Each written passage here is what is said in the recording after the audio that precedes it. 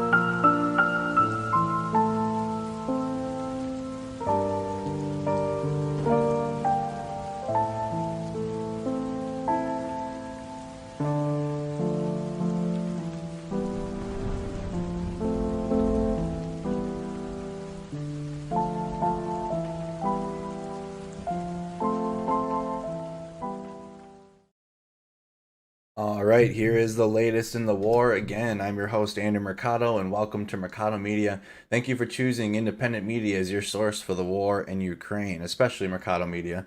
Thank you guys so much. Again, make sure you like the video, subscribe to the channel. Everybody said that these afternoon updates last week were solid, and you guys like these, so I'm going to continue doing it, continue updating the war at this time of day. Comment where you're tuned in from, what city, what state, and where in the world you guys are watching this stream from. All right.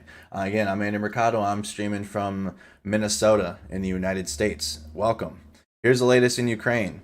Ukrainian forces defeated 51 Russian troops in the southern direction on May 8th. Ukraine's operational command south reported that it thwarted an attempt to withdraw a Russian reconnaissance group. It also destroyed 2 Russian multiple rocket launchers, 1 tank, 1 anti-aircraft system, 2 UAVs, and a helicopter. Guterres appalled by Russian bombing of Ukrainian school. The spokesperson for UN Secretary-General Antonio Guterres released a statement on May 8th condemning Russia's attack on a school in Bilohorivka, Ukraine, where many people were sheltering. UK Defense Secretary to Putin's regime mirroring action of Nazis. Based on an advanced copy of his May 9th speech provided to the Telegraph and the Times, the New York Times, Ben Wallace will say that Putin, his inner circle, and generals are, quote, mirroring the fascism and tyranny of 70 years ago. Common opinion of many. United Kingdom sanctions on Russia and Belarus. United Kingdom Department for International Trade said the sanctions will target 1.7 billion pounds, 2.1 billion in trade, including import tariffs on platinum and palladium and export bans on chemicals, plastics, rubbers, and machinery. How you doing, Thomasville, Georgia, Buffalo, New York, watching from the United Kingdom? How you doing? Welcome. Thank you. The culture minister. Russia bombs Jewish cemetery in Kharkiv in the Sumy Oblast. Alexander Tkachenko said on May 8th that this is a, quote, direct proof that there is nothing sacred in Russia at all, and that Russian troops are, quote, no different from the Nazis who exterminated Jews 80 years ago. End quote. Canada to provide millions in millions in aid to Ukraine and impose new sanctions on Russia. Canada's Prime Minister's office said it would spend $50 million in military assistance, $25 million to the World Food Program, and $10 million towards human rights, civil society, and demining. The World Health Organization donates 20 all-terrain ambulances to Ukraine. Ukraine's health ministry said in a statement on May 8th that the ambulances sent by the World Health Organization are, quote, capable of operating even in the most damaged and inaccessible areas, even where roads have been destroyed. The European Commission will respond to war-torn Ukraine's EU membership bid next month, a key step before the issue is taken up by member states, Ursula von der Leyen said on Monday, today. So we're going to be expecting a response from the EU finally in June on whether or not Ukraine can join the EU. Council of Europe Secretary General pays a visit to Irpin and Borodyanka. I'm shocked at the senseless destruction caused by the Russian aggression, but I'm impressed at the resilience of the Ukrainian people. Marja Pejeknovich Burich said on site. Burich. I think that it's with a strong C with the line over the top. Russia forces Soviet-style Victory Day celebrations in occupied Ukrainian cities. In occupied Kherson, people were gathered downtown in Soviet red flags to march. Limited Victory Day events were held in occupied Kandahar and bombed-out Mariupol. The event in Mariupol only looked like a single group of people. There is cleanup taking place in the city. Russia has 97 operational battalion tactical groups in Ukraine, up 4 from last week, all in the east and the south, senior U.S. defense official. Russia has been moving battle tactical groups in and out of Ukraine to refit and resupply, the official said. Ukraine completed the second part of the questionnaire to obtain the status of candidate for EU accession. Russia increases the number of missile carriers in the Black Sea. As of May 9th, Russia has 7 carriers of Kaliber missiles in the Black Sea that can fire up to 50 missiles, Defense Ministry said. On May 4th, Ukraine's military reported 3 Russian missile carriers in the Black Sea. The UN Humanitarian Rights Council announced on Monday it will convene a special session on Thursday to address alleged Russian human rights violations during its war in Ukraine. And to me, I mean, it feels like they've had those already.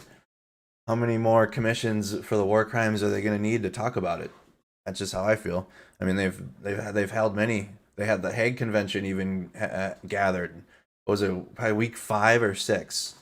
It was definitely like a month, like the first week of the second month, or it wasn't right away. But even then, like they were taking coffee breaks, dude. Like that blew my mind when they said that we needed to take a 10-minute coffee break in the middle of Ukraine's testimony to the court. they're like, no, 10-minute break, like stopped mid speech, and like it was just shocking to me. So, all right, let's get into it. Let's get into the updates around the country. I don't see any updates to the west of the region. A bunch of air raid alarms and air raid sirens to the central region of the country. We'll go into these again. Blue markings are Ukraine. Red markings are Russia, and the shaded red and the dark red is Russian as well. So shaded red is Russian occupied territory since the invasion began. Dark red is territory that Russia's occupied since 2014. So that's in Luhansk and Donetsk in the Donbass and Crimea. All right. You also will see Transnistria, part of Moldova, the breakaway region that Russia has had control over since 1992. So that's why that is also dark. And if you guys have been wondering what's going on over here, that's Transnistria. All right, so central part of the country, we got the Kyiv Oblast aerial alerts an hour ago. So there are aerial alerts. So these targets with the blue markings on them are 4. Red alert, aerial sirens. Aerial sirens. All right, going down to Odessa. Mykolaiv, aerial sirens. President of European Council Charles Michel in port of Odessa with Denis Shimhal. I saw silos. Let's read this. I saw silos full of grain, wheat, and corn ready for export. This is badly needed food is stranded because of the Russian war blockade of Black Sea ports, causing dramatic consequences for vulnerable countries. We need a global response. That's why there's so much money going to the world food, the food shelves and the food organizations, because of the blockade in the Black Sea. Of course, Jeremy. Thank you so much for choosing independent media. And thank you also for watching other channels covering this war too and the work that they're doing. In terms of independent creators. So we got a shortage of wheat, grain, and corn, but it's ready for export. They have it ready in Odessa. They just need to get it there. Need to work some diplomacy in the Black Sea. There's going to be more Baraktar drone strikes. Trains canceled to Zaporizhia and Odessa until the 10th of May due to an extended curfew. Let's translate this here quick, straight from the source. By May 10th, trains and electric trains to Odessa and Zaporizhia have been canceled. For the period of the extended curfew on 9 May, suburban trains and long-distance trains running to Odessa and back have been temporarily canceled, the statement said. I have word dyslexia sometimes, y'all. Like when I'm reading sometimes I read the first word before the word I'm reading, or like mix up letters. So I figure I have that now. I don't have it with numbers, I have it with words. Air defense working in Odessa. So there's a lot of air raid alarms, but Ukraine's air defense, I'm assuming they had their air defense fully stocked for today. I'm starting to see days where maybe their air defense isn't resupplied, and then there's like days where there's just airstrikes through the country, hits. And then there's days where there's nothing, and the air raid is just air raid alarms, and their air defense works fine. Explosions again in the region, but our air defense does not sleep and beats off missiles, sends info situation. Get over to that. Get over to that a little different. But their air defense is working in Odessa. 2 wounded as a result of Russian missile strike in Odessa. 5 buildings destroyed. Preliminary 3 hyper. So this was a few seconds ago. This was just posted. So we were just saying that the air defense was working, and then an hour ago. I just refreshed. So, but this is recent. This is within the hour. 2 wounded as a result of a Russian missile strike in Odessa. 5 buildings are destroyed. Preliminary 3 hypersonic air launched missiles were used. So that was the update before this update. So the air defenses were working, and now 2 people were injured during the evening shelling in the Odessa region. 3 Dagger missiles were fired from the Tu-22 strategic aircraft. The missiles hit the tourist infrastructure. 5 buildings were destroyed. The fire was extinguished. 2 people were taken to hospital. Disassembly of the debris from which the dog was rescued is underway. An investigative task force for the national police is working at the scene of Russia's crime against Ukraine. Let's look that up quick, if that's within the last hour. See if there's any video of Odessa right now. That was May 2nd. Here's strikes in Odessa from 19 hours ago. This was yesterday. Ох, ёбаный.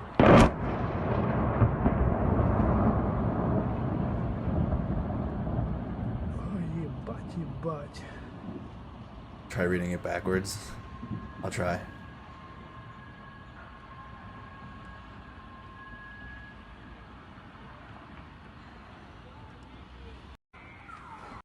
Alright, that's Odessa. So I'm trying to find anything on, let's do latest.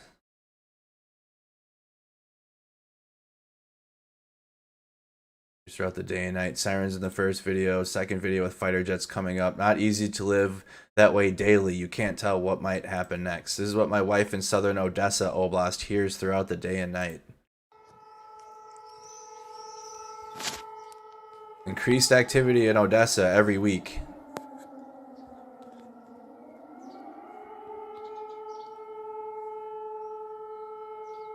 Are these the porn bots you were talking about last night? No. Maybe some of them might be. It might be their side gig. But no, their literal, like their name, their YouTube, Google username is like, it gives them away.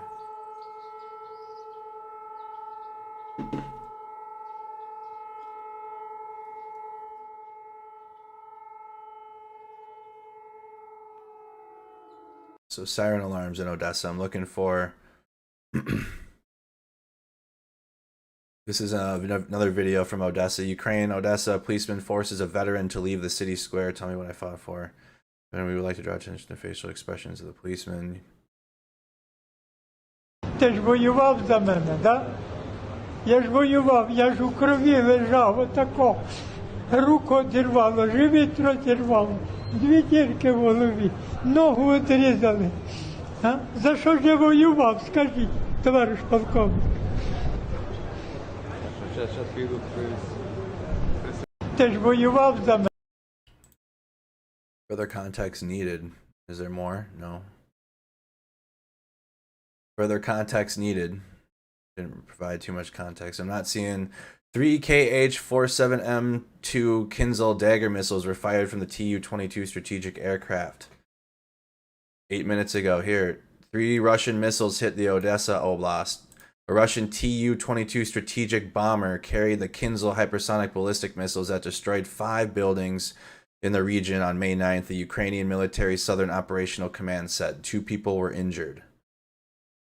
This is all developing right now, so we're gonna have to keep track of this. So strikes in Odessa within the last hour. I have to wait for more. They don't release video or clips like right away like they used to. It might take a little bit. Well, we'll come back. We'll come back to Odessa. I'm gonna keep up to date on that. So the reports right now are 2 wounded as a result of a Russian missile strike. 5 buildings destroyed.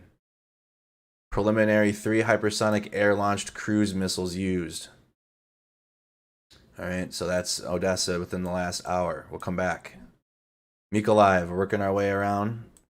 We're still in the south. Here's the map of Ukraine.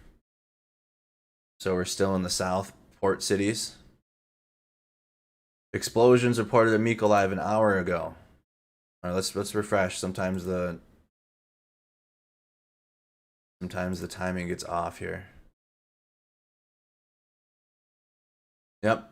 Explosions reported in Mykolaiv an hour ago. The information is checked. So there's explosions in Mykolaiv within the hour, explosions in Odessa within the hour. There are dead and wounded as a result of a night shelling in the Mykolaiv region, so that would have been Sunday into today. You realize it's nighttime in Ukraine right now. It's like 10 p.m.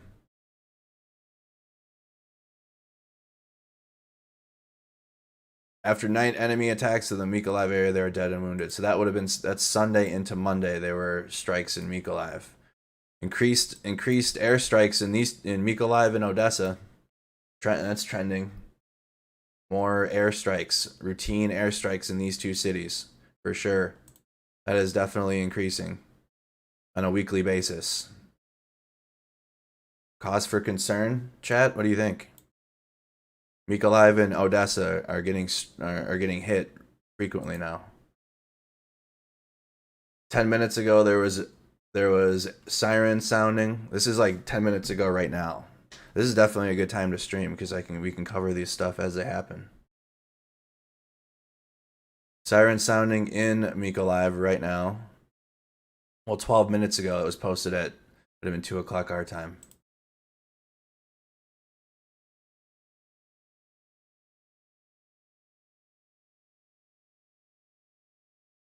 Let's go down. What's this other? That was from overnight. So Mykolaiv and Odessa, I got to track that. Here's Kherson. This was 10 hours ago, so this would have been overnight. So, or this would have been Sunday to Monday.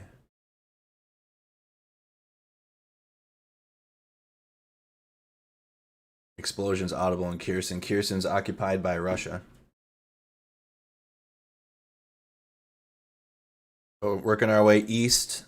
Let's go down. We got an update in the Black Sea. The Russian Defense Ministry announces the deployment of battleships carrying Kaliber missiles in the Black Sea 9 hours ago. Let me make sure. No, 6 hours ago. Apologies. Defense Ministry announces the deployment of battleships carrying Kaliber missiles. Coming from the Russian Defense Ministry.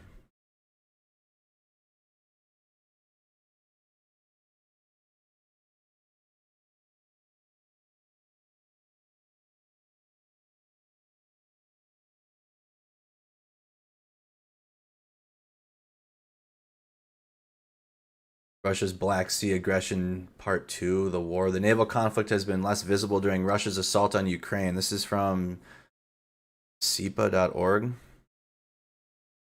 As Russian ground forces massed along the Ukraine border in late 2021 and early 2022, so too was the Kremlin laying the groundwork to cut the country from the sea to bolster its own Black Sea naval forces with elements from the Baltic and Pacific fleets. It's still amazing to me that, I mean, Ukraine doesn't have battleships. And they're able to take down Russia's battleships. I'm not seeing any articles about this right now. Go to the source. Just a tweet right now, so I'm not seeing any written articles yet on that. We'll track that. Russian army launched 4 P-800 Onyx missiles, classification SSN-26 Strobel, from occupied Crimea into Odessa with bastion complexes.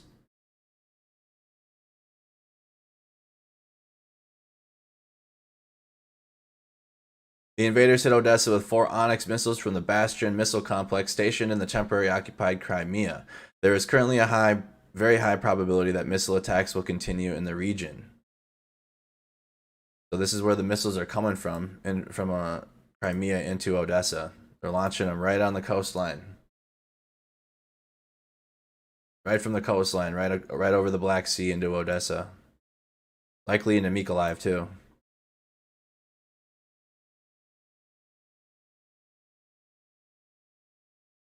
If Ukraine was able to hit the Snake Island, I'm wondering why they haven't just I'm sure the Russian Navy is like right here, right off the coast.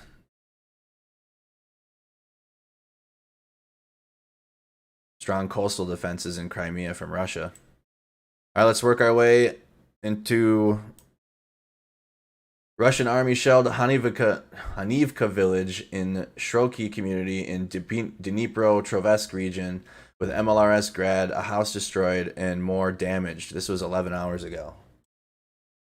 13 hours ago, Russian shelled. So these villages got hit 11 and 12 hours ago.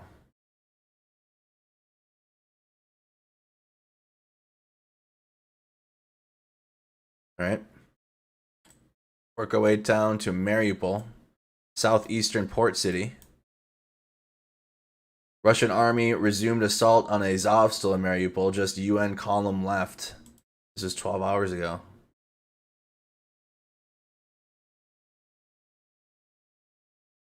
Russian forces assaulting the Azovstal after they said they wouldn't. But now that there aren't any elderly or women or children within the plant, all that's left in there is military.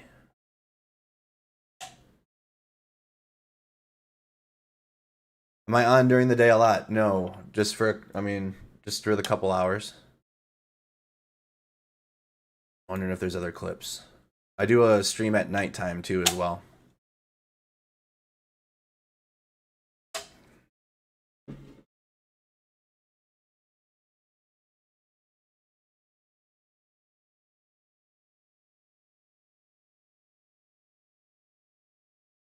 I wish Telegram would update its website so you could do full screen videos on Telegram. It's not a thing yet. So we'll be looking into that. Russian troops moving into the Azovstal plant in Mariupol. Now let's get into the Donbass. Missile launch over Kartsik. Looks like it was intercepted. That was 13 hours ago. Nothing else in the Donetsk and Luhansk region of Donbass in terms of latest news happening. 8 hours ago, Russian missile strike in central Sloviansk.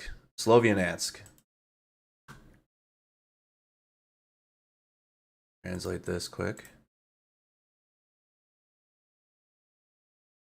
The invaders hit the center of Sloviansk, said the mayor of the city, Vadim Laika.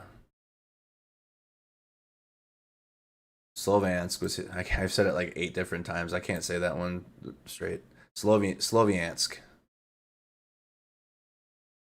An hour ago in the Donetsk Oblast, Kryvyi Rih, and Poltavska Oblast, the red alert aerial threat siren sounding and take cover.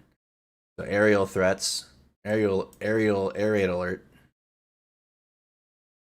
President Zelensky has confirmed that about 60 civilians were killed when a Russian bomb hit a school in eastern Ukraine on Saturday. He said people had been using the building to shelter from shelling in the village of Bilohorivka.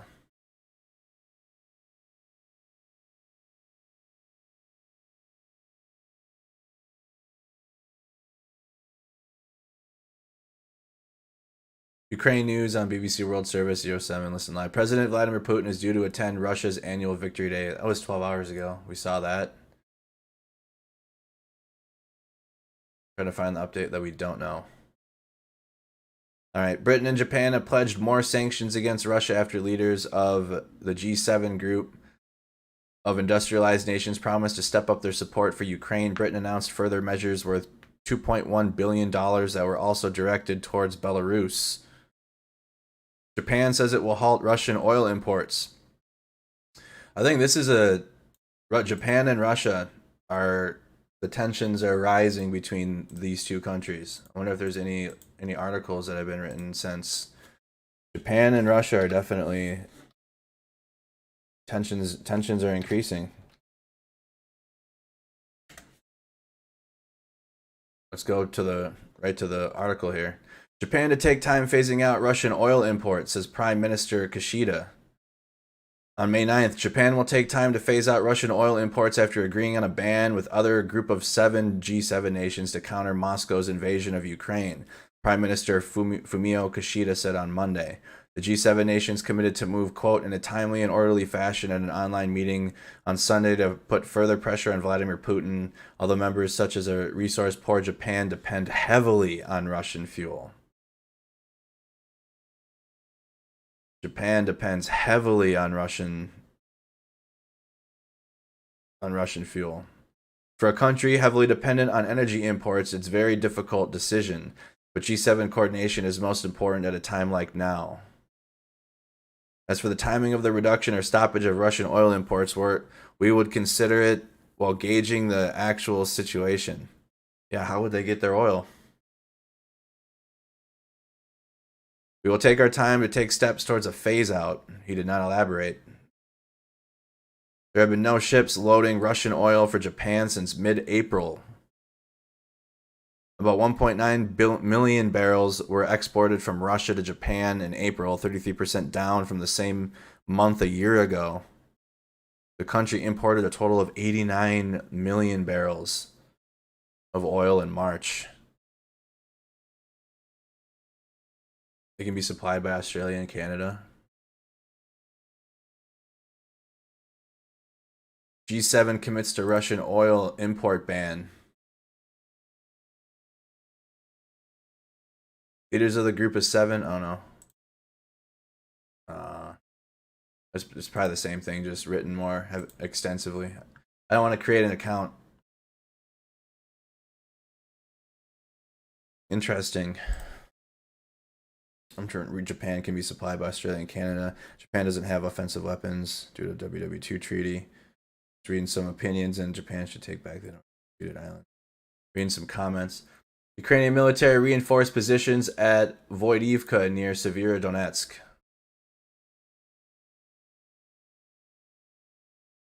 The Voivode near Severodonetsk is completely ours. The armed forces have consolidated their positions. This was announced by the head of Luhansk Region State Administration, Serhiy Hadai. Ukrainian military reinforces positions. Working to push back some of the Russian-occupied territory north of Luhansk. And it also looks like we're going to be getting to even more villages liberated in the North Donbass by Kharkiv. Russian pontoon bridge was destroyed near Bilohorivka in the Luhansk region. Pontoon bridge. Those are crucial for Russian resupply routes right now because Ukraine destroyed all of their bridges in the beginning of the invasion.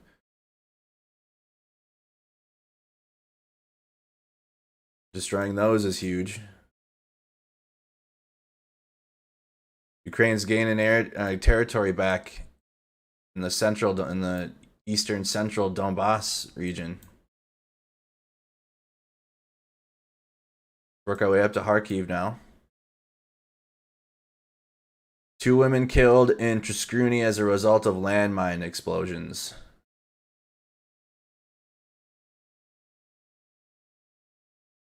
Ten hours ago. And then look, we're getting even more white space here. So about a week ago, all of this was red. A week ago, this whole territory was red. Now it's becoming white space, which means it's Ukraine. Ukrainian army liberated Baryk, Zamulivka, Verkhny, Saltiv, and Rubinzin east to Kharkiv. So some victories for Ukraine on Victory Day. Some more villages are back in Ukraine. Like the area around Kharkiv is getting smaller and smaller for Russian occupied territory. They're averaging about 4 villages a week now. They're really putting in work in the North Donbass. Yep, they're getting about 4 villages a week over here. I won't be surprised if all this starts getting dissipated and the Russian military just goes right back down into Luhansk and Donetsk. And then into the south, back into Crimea. Now let's look north to Sumy. Russian army shelled Khotin community of the Sumy region.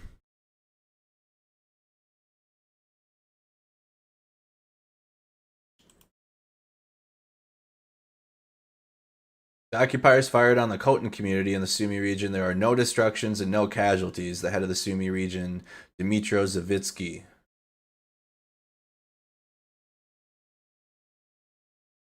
No casualties in Sumy. All right, that's the map update. Let's start getting into some videos and clips. And we got to keep an eye on updates from Odessa because there was a missile strike within the last hour. 2 wounded as a result of a Russian missile strike in Odessa.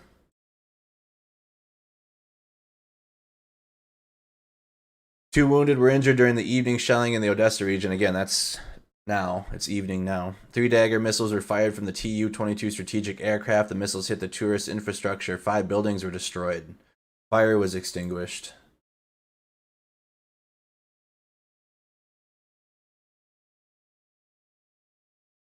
Save Odessa, sink the Black Sea Fleet.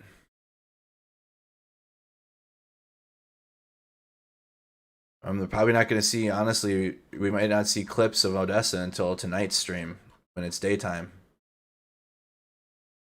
They don't post videos anymore, like right after it happens. That's May 2nd, that's old. Here's the aftermath of the shelling in Odessa 9 hours ago. We probably won't see the shelling aftermath that I'm talking about now until tonight when it's daylight. It's operational security to post videos at night right after the shellings. Here's 21 hours ago in Odessa. As a result of the Russian missile strike, the Grand Patin, a 4-star hotel complex on the Black Sea coast, was destroyed. You can see the coast there. This is Odessa.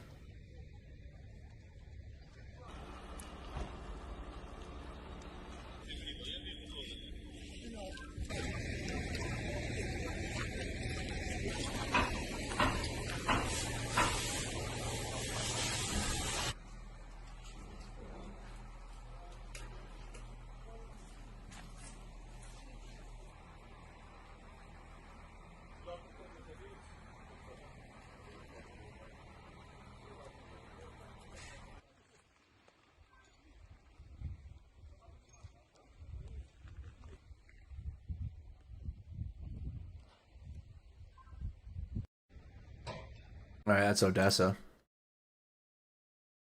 My statement on the occasion of Europe Day in Odessa. President of the EU, managed by a media team. President of the European Council, Charles Michel. Charles Michel. Okay. He's not the president anymore.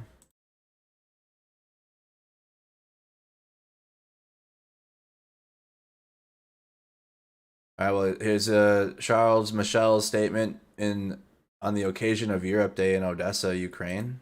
Celebrated in Brussels, in Strasbourg, and across the European Union. It marked the anniversary of the historic Schuman Declaration in 1950 that set out a vision for a new cooperation in Europe. And today, I came to celebrate Europe Day in a melting pot of European culture and history.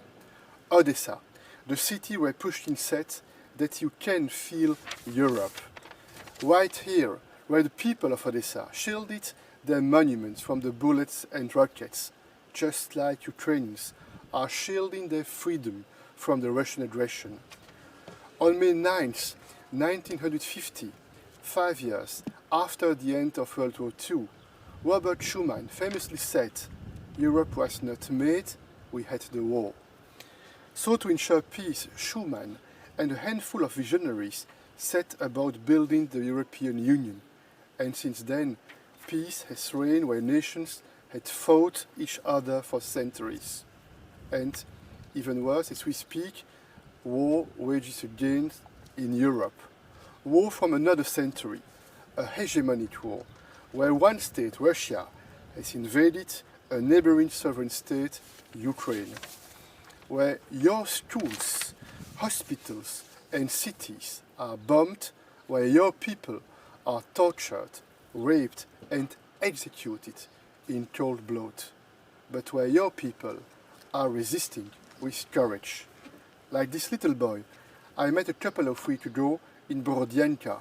He explained to me how he went through the atrocities he witnessed when their city was occupied by the Russian army. The Kremlin wants to execute your spirit of freedom and democracy, but I'm totally convinced they will never succeed.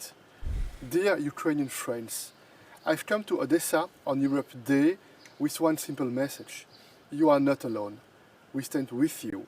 We will not let you down. We will be with you for as long as it takes, and we will help you build a modern, democratic country, a forward-looking country, ready to embrace with confidence your European future, our common European future, your place in our common European family. I have also a message from my fellow citizens across the EU. Our peace, our prosperity, the future of our children, they are also at stake here in Odessa, here in Ukraine. Slava Ukraini, long live Europe. All right, that's from the Charles Michel. He's in Odessa. Let's continue on. You're waiting for more updates from Odessa. We're not intimidated by Russia, marking Europe Day in Odessa with Denis Shimal and President Zelensky joined us via video. Your courage is impressive. The EU's humanitarian, economic, and military support will not waver. Dear President, dear Vladimir, thank you. Does that mean that they're going to get accepted into the EU, or is it just going to be more posturing from the EU? It's really important for me to be here today. You mentioned that this is a symbolic day. Zelensky's probably like, okay, like, can we get into the EU now? It is important to show that you are not intimidated by Russia. And my presence here is a signal of the unwavering support, the EU support for Ukraine. And I want to confirm to you, to your team, to all the people in Ukraine that our support will be maximum. Military equipment, you need it, and we will provide as much as we can. Point one, financial support. A few days ago, we had a pledging conference in Warsaw. It's the first important step in order to build this Marshall Plan, and we totally support your initiatives, and we will try to coordinate with all the friends in the world in order to mobilize financial support, money, expertise, in order for you to be able to address the humanitarian challenges, to be also able to run the country. Dear President, dear Vladimir, thank you. All right. And let's go now. Today, Europe Day. Let's close this out. Have it. Had the tweet ready to go. Here it is. This is President Zelensky today. This is not a war of two armies. This is a war of two world views. This is right from the President of Ukraine. Великий народе великої України.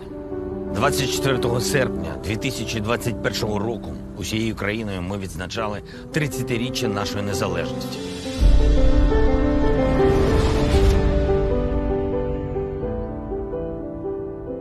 Хрещатиком йшли наші військові, наші захисники, наша техніка.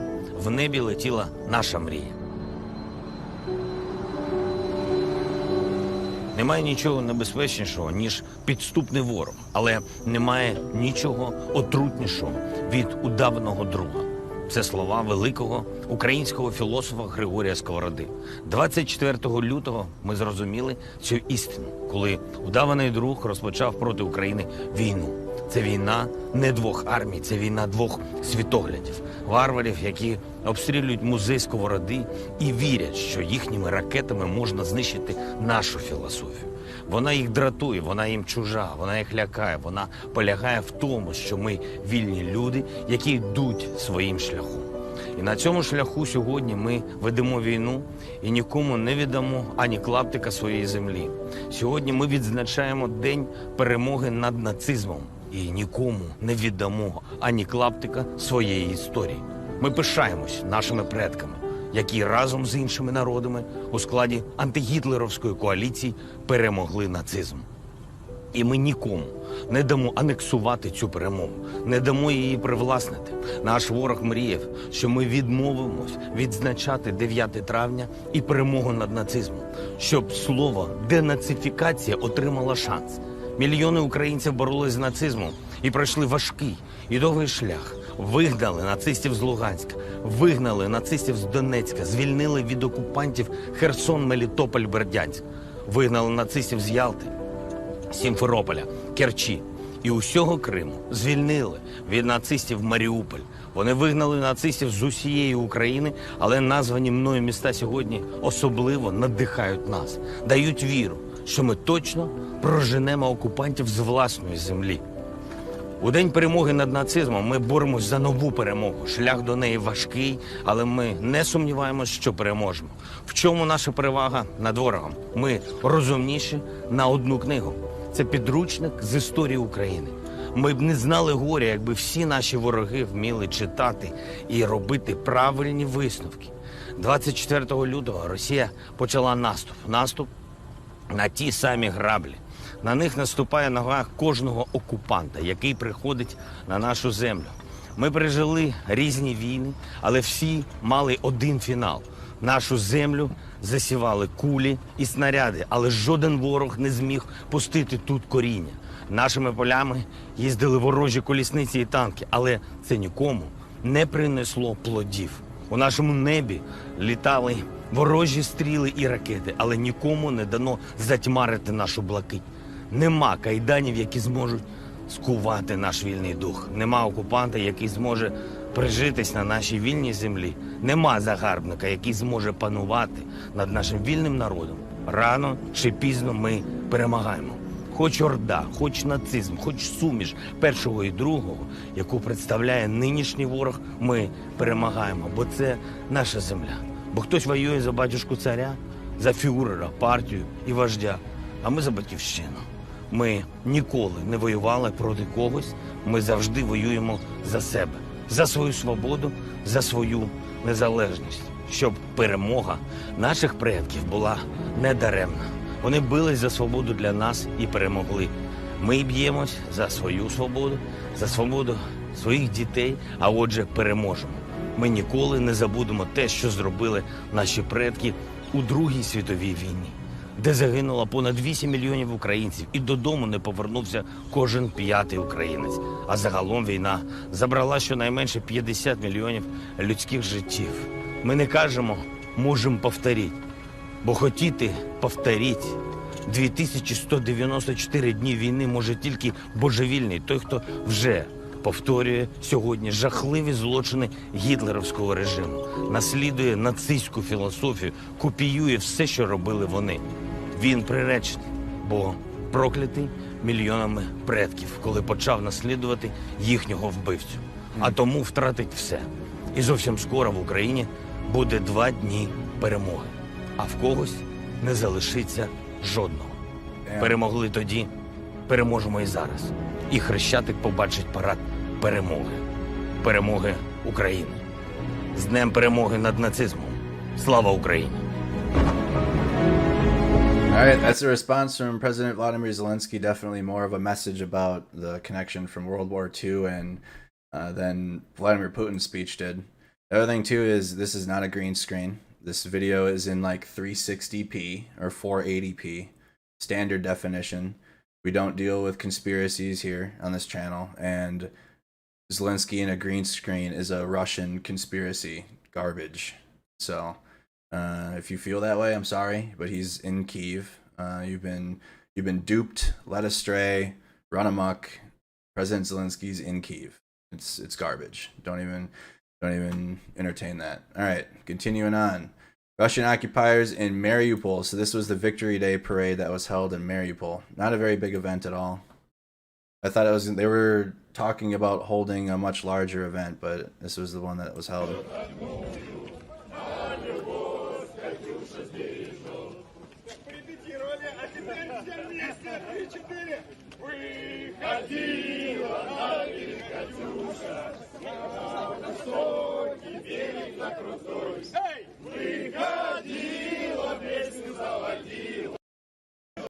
That's Mariupol.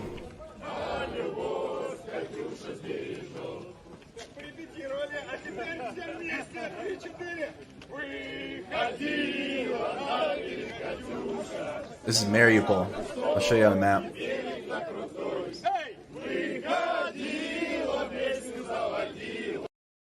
Alright, so this happened here. Mariupol. Russian occupied city. Southeastern port city. There's still Ukrainian troops in the Azovstal.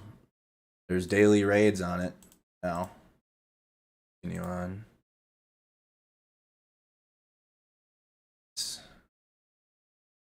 All right, we go to John Sweeney next. John Sweeney's update before we get into the combat clips from the day. Kyiv Diary Day 75 update. Well, let's go back to... Here it is. I'm leaving Kyiv for a bit, and he's going to be back in June. So John Sweeney, we're going to be without John Sweeney's updates for about a month or so. We'll see. He's still on. The internet is still on. There are no Russian tanks underneath the Fraternal Arch of Friendship here in Kyiv, and I'm still wearing my lucky orange hat.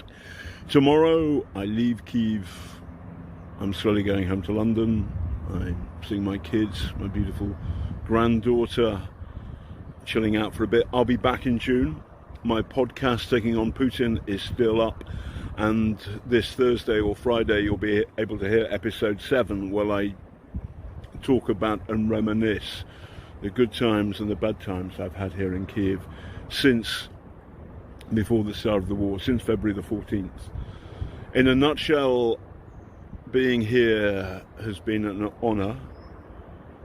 The Ukrainian people, the Ukrainian army has taught me something about free speech. Free speech does not come free. Democracy must be defended.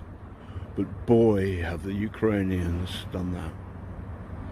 And then the other side of the story, Vladimir Putin. I mean, I've been tracking this man for 22 years, since I first saw evidence of war crimes in Chechnya. And I think there are many people in the West who should bow their heads in shame, because it was obvious from September 99 that Vladimir Putin was a serial killer. And people looked away and took Moscow gold. And the people who paid the price for that, I mean, I've seen them. TV tower, a mother and child being taken away by the people from the morgue. And Borodanka, a block of flats blown to pieces by a Russian missile. 30, 40 bodies trapped inside. In Bucha, the man, so many dead bodies, but the ones I remember, the man shot in the back of the head, the man shot the hole in his face. The reckoning will be paid in Moscow, and one day Putin will fall. Love from Kyiv. All right, John Sweeney update. Let's check and see if there's anything further on Odessa while we're looking at our video clips of the day.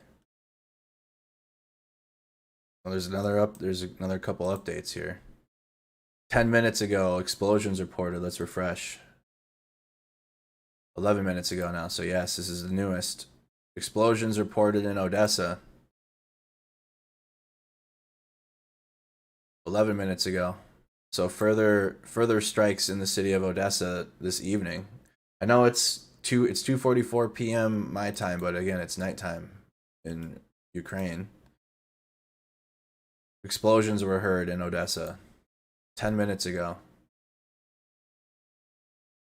Keep it updated on that. Thank you so much for sharing that into our Discord server.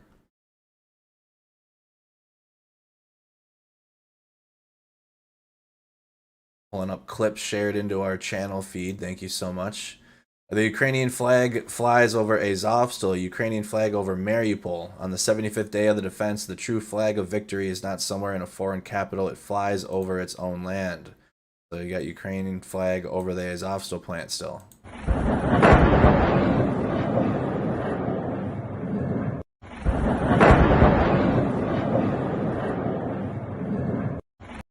Thank you for sharing that into our server.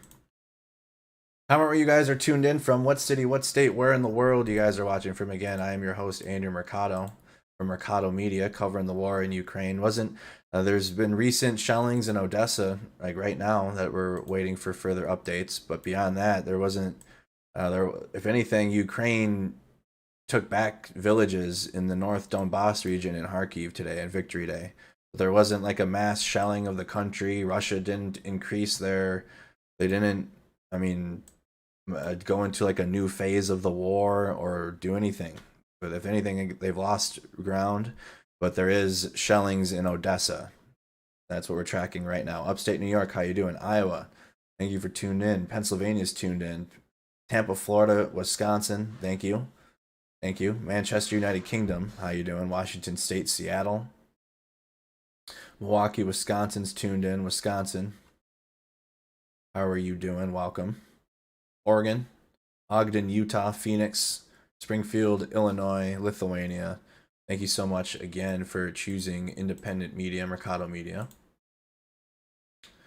So, no end in sight for Ukraine war as Putin hails Victory Day. This is just a summary from Associated Press from today's happenings. And again, I mean, we watched it. We reacted to it. I mean, the speech was 10 minutes. Vladimir Putin went up there. Didn't specifically mention Ukraine, but the entire speech was about the invasion and what's going on in Ukraine. It was, I think he alluded to World War II one time in the whole thing. All right. Russian President Vladimir Putin used his country's biggest patriotic holiday Monday to again justify his war in Ukraine, but did not declare even a limited victory or signal where the conflict is headed, as his forces pressed their offensive with few signs of progress. The Russian leader oversaw a Victory Day parade in Moscow's Red Square with troops marching in formation with military hardware on display to celebrate the Soviet Union's role in the 1945 defeat of Nazi Germany. But his much anticipated speech offered no new insights into how he intends to salvage the grinding war, but he instead stuck to allegations that Ukraine posed a threat to Russia, even though Moscow's nuclear armed forces are far superior in number and firepower. The danger was rising by the day, Putin said. Russia has given a preemptive response to aggression. It was forced, timely, and the only correct decision. He steered clear of battlefield specifics, failing to mention that potentially pivotal battle for the vital southern port of Mariupol and not even uttering the word Ukraine. On the ground, meanwhile, intense fighting raged in Ukraine's east, and the vital Black Sea port of Odessa in the south came under bombardment again, and Russian forces sought to finish off the Ukrainian defenders making their last stand at the steel plant in Mariupol. Putin had long bristled at NATO's creep eastward into former Soviet republics and argued on Monday that Russia had to invade Ukraine before a, quote, inevitable clash. Ukrainian leaders and their Western backers have denied that Kyiv or NATO posed any threat. As long as he has done all along, Putin falsely portrayed the fighting as a battle against Nazism, thereby linking the war to what many Russians regard as their finest hour, a triumph over Nazi Germany. The Soviet Union lost 27 million people in what Russia refers to as the Great Patriotic War. He also sought to depict the offensive underway for control of the Donbass region in the east, Moscow's focus after its abortive attempt to storm the capital, Kyiv, as a fight on Russia's historic lands. He has long sought to deny Ukraine's own 1,000-year history. We'll look at this report after I'm done. Progress in the east, though, it has been slow going, and many analysts have suggested Putin might use his speech to declare some sort of victory. He didn't declare like official victory in Ukraine, potentially in Mariupol, to counter discontent over Russia's heavy casualties and the punishing effects of Western sanctions at home. Others suggest he might declare. So Mariupol steel mill evacuees reach Zaporizhzhia. So this is a video of evacuees from the Azovstal steel plant in Mariupol heading to Zaporizhzhia, and I'll show you that on the map. So here's Zaporizhzhia, south of Dnipro, and here's Mariupol. So they were traveling from here to here. I'll show you exactly in Mariupol where. Here's the Azovstal steel plant, very large structure. Here's the Azovstal plant. All women, children, and elderly were evacuated as of last week.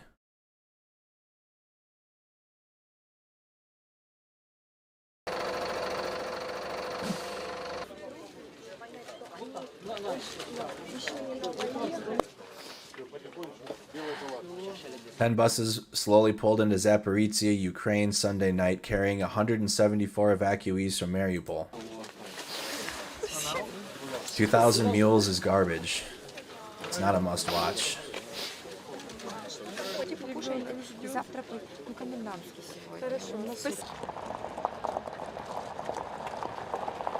They didn't even prove anything in that documentary. А в Безымянное из Мариуполя их They were moved to Mariupol to the village of Bezmin by buses. This is from the bus driver. привозили российские автобусы. И как вообще вот дорога? На фильтрационный лагерь мы Where the filtration camp was based, we waited for them near the filtration camp. Those who managed to pass checking were allowed to board the buses. возле лагеря ожидали. И они проходят фильтрацию. Кто проходит, дает добро на погрузку в определенный период времени. Кто не проходит, в сторону. Куда дальше, мы не знаем. Ну, скорее всего, на Россию. A man and a woman were detained by Russian forces. That'd be so terrifying having to leave that plant to get to Zaporizhia. The woman was held on suspicion by being a military medic and was traveling with her 4-year-old daughter. Мы уже выехали, и We already left, but one woman with her child was moved back. женщину с ребенком отвезли обратно, но ребенка оставили под расписку. They crushed our city, my city, when I live. It's my native place. All historical places, yes, sites of my city, and when I be in the camp filtration, he smile me like I his friend. I don't feel so. Although the UN had understood they would be able to evacuate people along the way from other areas, this was not permitted. Wow.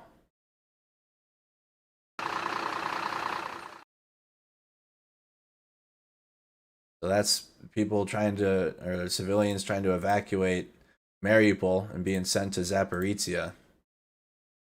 All right, let's go to the combat clips of the day of the war. Comment if you guys are a veteran of the armed forces of any country, if you served. I mean, I'm a U.S. Army veteran. I served from 2012 to 2020, 4 years active duty, 4 years in the reserves with 1 tour to the Middle East. So I have some experience. I know a little bit. I didn't have a combat job, but I mean, I was deployed and I was trained. But if you were in the military, comment your branch, comment your MOS, and thank you so much for your service. We have an amazing veteran community here on Mercado Media. We got first. Let's see if there's anything new. Nope. Photo of Russian paratroopers from the 45th Spetsnaz Brigade and 31st Air Assault Brigade and Mi-8 Amisht helicopters pre-staged in Belarus on February 24th before the assault operation in Gostomel. That Gostomel airport assault was a big helicopter battle. Marines back in the 90s.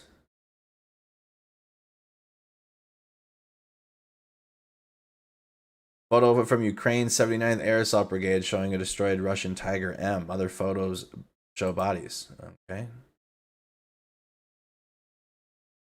Destroyed Russian Tiger M. That's their MRAP. Reported video from a Russian Su-25 attack aircraft firing on targets in Popasna. Retired Army 0708. U.S. Army retired 11 Bravo B4. Welcome.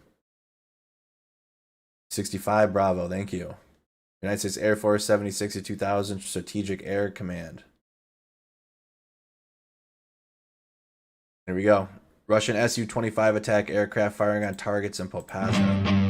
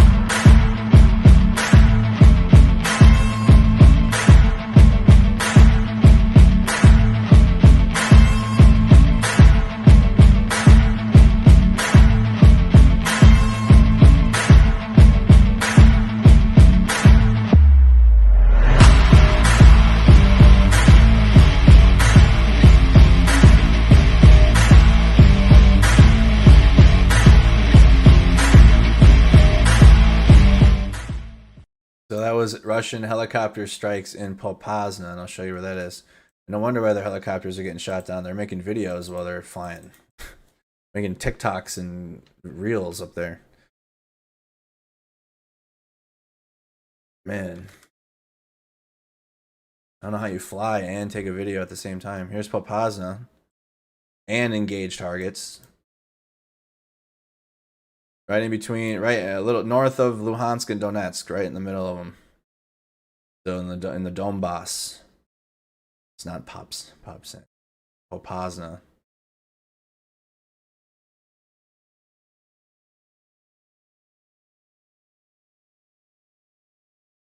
Let's continue on. A video of a captured Russian T-80 BV tank. Принято решение о проведении специальной военной операции. Якщо ви сюди зайдете, ви звідси вже ніколи не вийдете.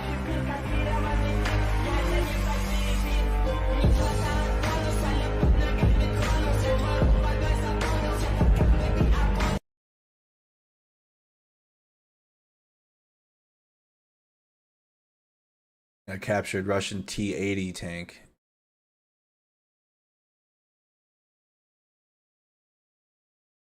Doesn't look like, I mean, they're going to be able to salvage that. Captured Russian T-72 B3 tank and a BTR-82 and an AK-12 rifle by Ukraine's 81st Air Mobile Brigade.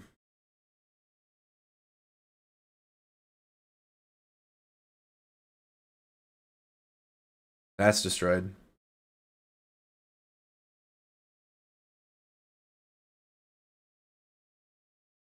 The AK-12. Parts and equipment. Video showing Russian Ka-52 Alligator helicopters firing rockets into the air at Ukrainian target to the Izium area. This is the dual rotor helicopters. The Ka-52 Alligators. No audio. Oh,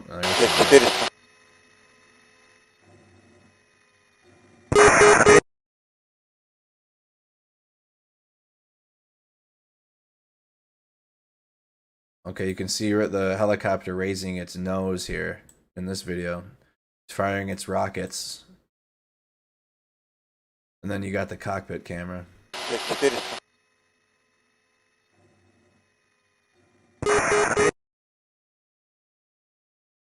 Doesn't show what it hits though, it just shows a helicopter firing rockets. Russian Ka-52 helicopter Vickers ATGM strike. Maybe this is the landing spot.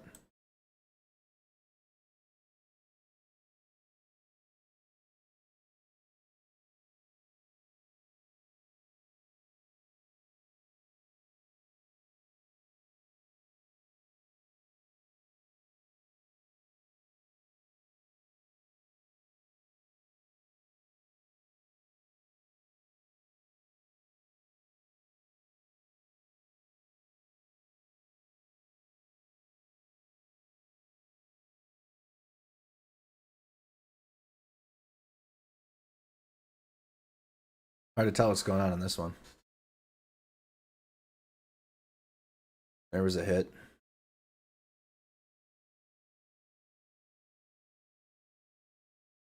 Video from Ukraine's 25th Air Assault Brigade reportedly showing a Javelin ATGM strike on a Russian tank. Ukraine strike on Russian tank.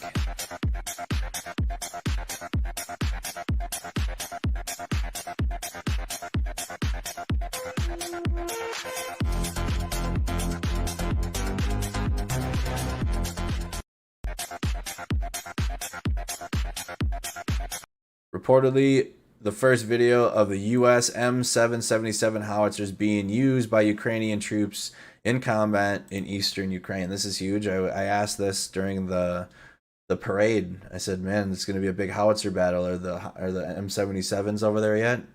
Here they are.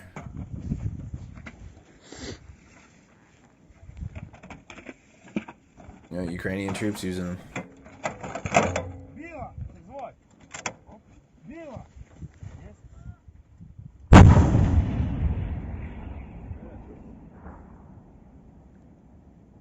Get got the manual. Is that the dash 10 out there with it?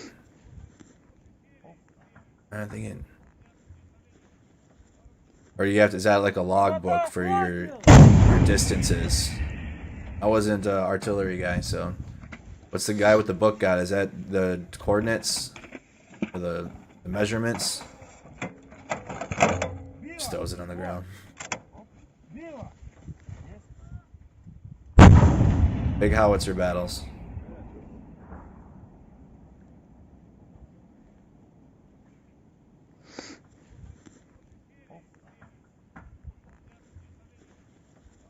So he adjusts something. So is he? I'm guessing that's the math and shit.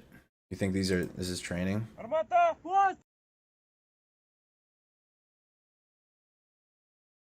Another video of Ukrainian UAV just dropping munitions on a Russian tank and a BMP-3.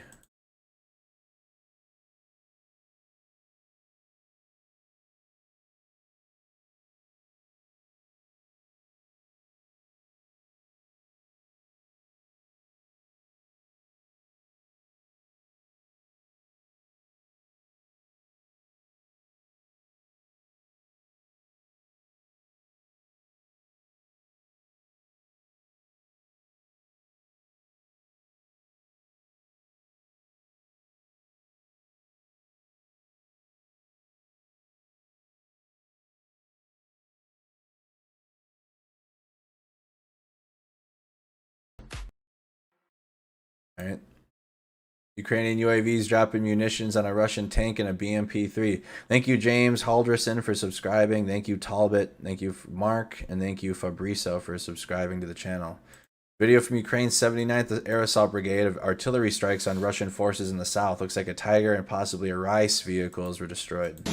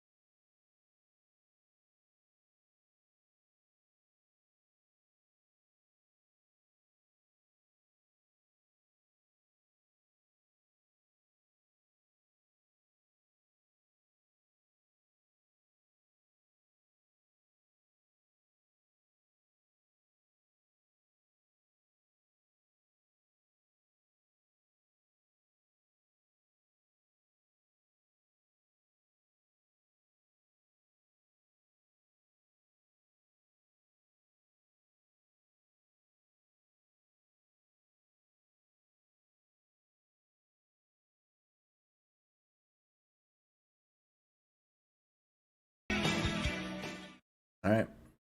Video of Wagner, however, W or V. It's the Russians' private military group. Private military contractors in Popasna, filmed by Yevgeny Prigozhin's. Yevgeny. Oh, there's a few of them. Oh, there's a few of them. Oh, we saw this. We saw this engagement. Didn't see this yet. Video reportedly showing Wagner private military contractors in Popasna with MTLB and MT-12 Rapira anti-tank gun. Yevgeny Prigozhin. Prigozhin, that's how you say his name. The chef.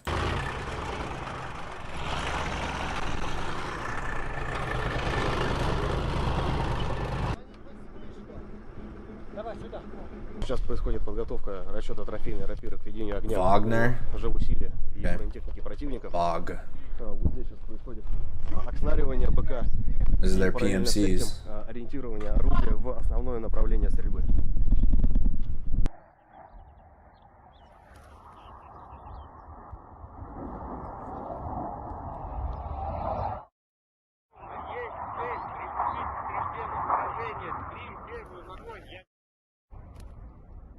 3. Беглым. Огонь. Да.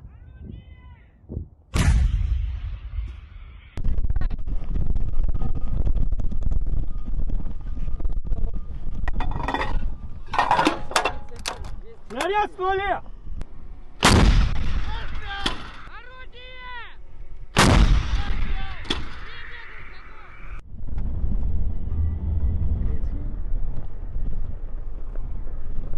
He's all in Popasna. В локомотивном депо Попасный.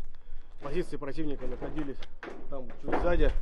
После этого он был отброшен вот в эти здания, пытался здесь укрепиться, но наступление было настолько стремительным, что в итоге подразделения ВСУ отступили вот туда, вот вглубь населенного пункта, при этом отступали настолько быстро, что побросали все свои вещи, в том числе вот здесь. В этом подвале находился узел связи, в котором они оставили документы. Значит, сейчас продвигаемся к наблюдательным позициям, оборудованным подразделениями вооруженных сил Украины. Вот ребята говорят, что здесь еще могут лежать лепестки, поэтому очень аккуратно и внимательно смотрим под ноги, стараемся идти след в след.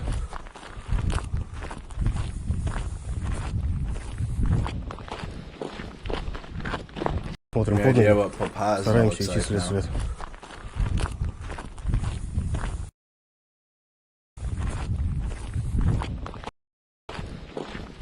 Popasna looks destroyed. Hole in the roof there. And then we saw the pictures on the 6th from when they took the city administrative building. Yeah, they have identifiers. They wear white. They wear like multicam and shit though. So they do have the white bands on, but they don't look like a typical Russian soldier.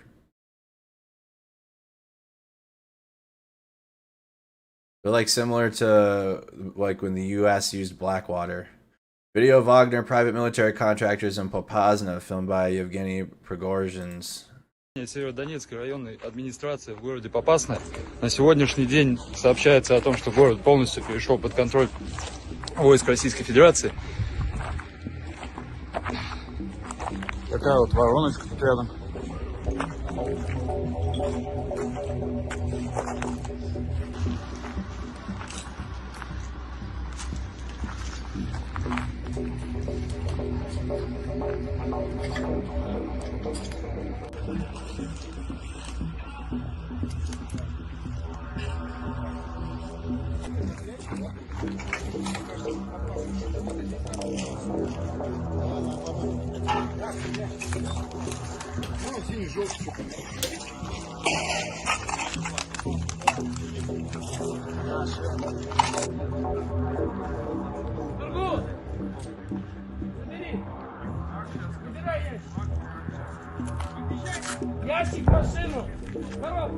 Just because you have one person agree with you. Любой объект брать сложно.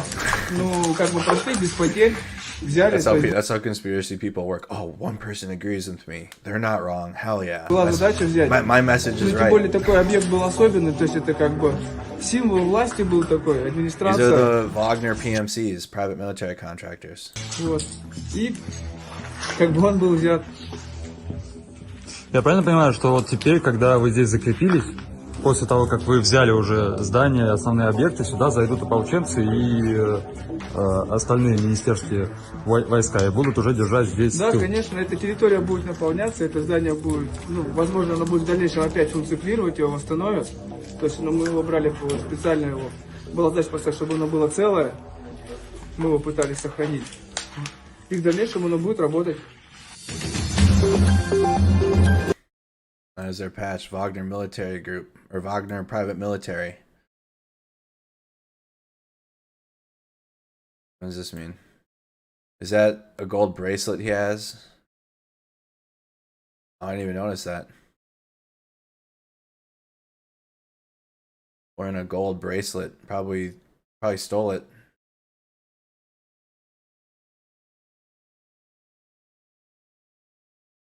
Yeah, literally, this is not a conspiracy channel.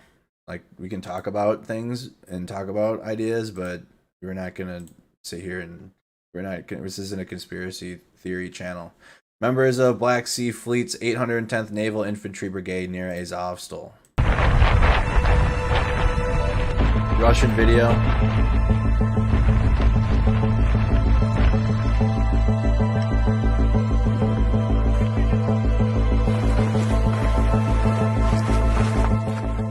Want to talk about stolen elections? We can talk about the stolen election of Crimea. You can talk about the stolen election of Luhansk and Donetsk. I find it hilarious that those influenced by Russian propaganda are influenced in like a in and out or like an inverted way, as because Russia's literally stealing elections. As we gotta watch a video from Roman later too, on how Russia's propaganda influences multiple political sides of beliefs.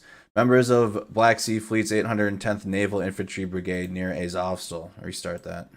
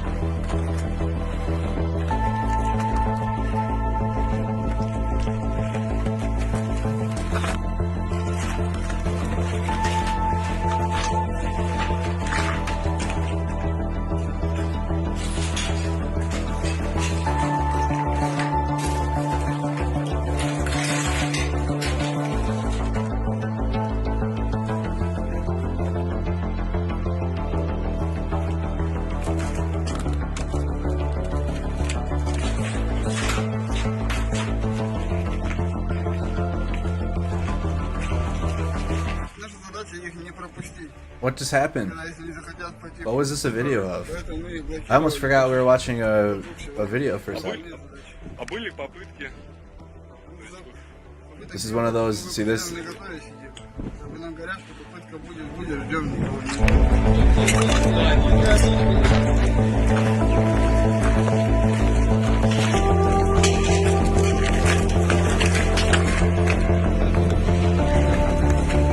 This is just a, okay, and this is, let's see if there's a part 2. Is there a part 2? No. Why is there, that's not, that's a European Union license plate, isn't it? Let's go through this again. So this is like this is just a video with intense music with military images. That's basically what this is. All right, military images, there's there's weapons, they're taking defensive positions, they're walking through rubble. Look at, there's an image, look at imagery. There's nothing happening in this video. Absolutely. No, it's all for the video. It's a video. This is like a propaganda piece right here.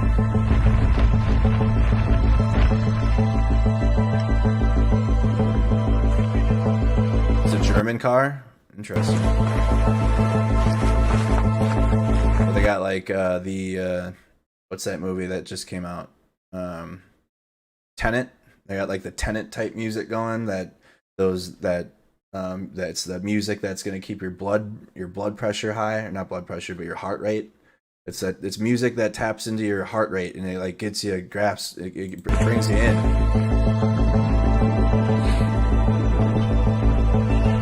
But they're not doing anything.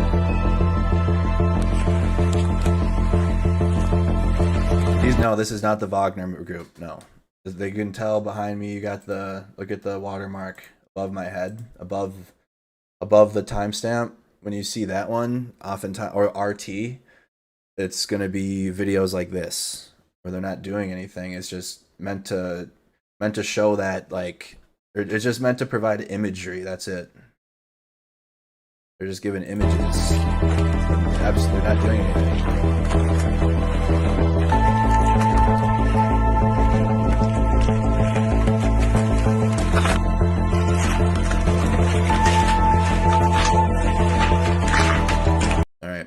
We can move on from that.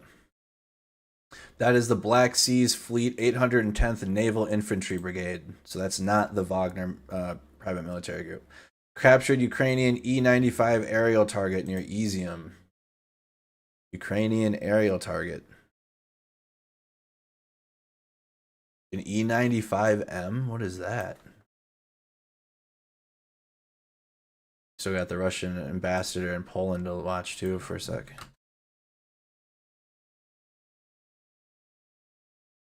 Strange jet-powered drone shot down in Ukraine. A few hours ago, this was on March 5th. So they captured one, so I guess we can watch this. This is a shot down version of it, but they just captured another one. Strange unmanned aerial vehicle equipped with a jet engine was found destroyed on the territory of Ukraine. We are definitely not talking about a combat unmanned aerial vehicle, since the drone did not carry any weapons. At the same time, the drone also does not have any means of detection and tracking, which raised a number of questions regarding the purposes for which this UAV was used. In the presented photographs taken by the Ukrainian military, you can see that the drone is indeed quite unusual. First of all, experts drew attention to the fact that the drone is not capable of striking and does not carry any reconnaissance equipment. Moreover, the drone has a bright orange color, which makes it very noticeable. Nevertheless, experts pay attention to the fact that the tail of the drone has the designation E-95M, which corresponds to the name of the simulator drone previously developed by Enix. It is not known for— Distraction drone, dude. That's got to be a distraction drone, like where they'll throw that out there, they'll hit it, and then they'll figure out where the anti-air is coming from. That's got to be a distraction drone. What purpose? There's no weapons on it. There's no surveillance on it. It's I bet you they're using it for drone was used. However, experts suggest that the air defense systems of the armed forces of Ukraine were opened in this way. The drone can be successfully tracked over considerable distances. As soon as the drone is hit with the use of air defense systems, the position of the air defense system can be easily calculated.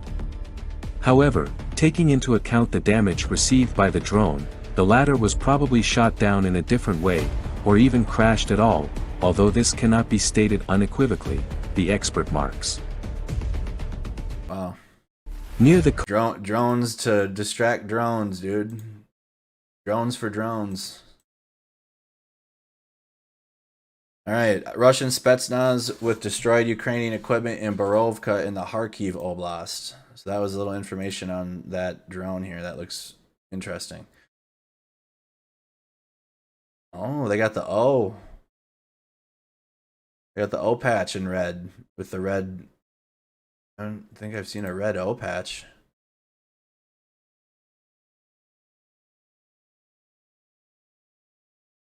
Starting to think maybe Russia noticed that Z didn't take off as much as they wanted it to. I don't think that Z went as far as they wanted it to. So they might as well just put the regular unit patches on now, or their designations. Russian Spetsnaz in the Lyman area with one P-87 and PK-1 optics in a Tiger M vehicle.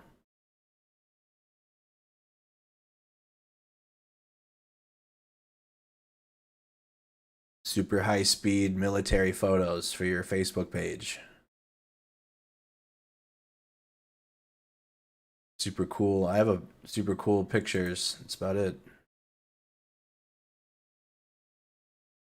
I bet you they only have like one of these per.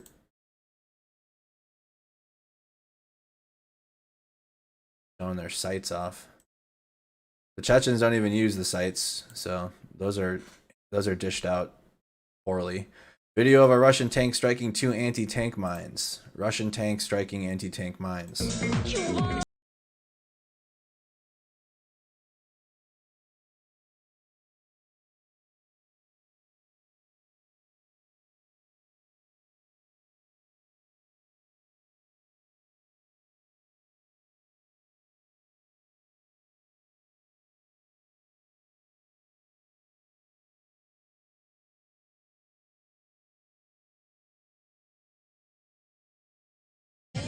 So it hits its own mines? That's what that looks like to me. Oh, it got hit by mines. I see what happened now. It just drove over a mine. I got it. Okay. Russian tank drives over a mine.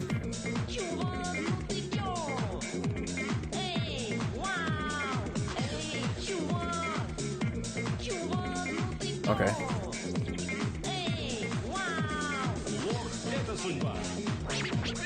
And now there's no more tank. Oh, and it hit a second one. Oh my god. So it was good until the second one.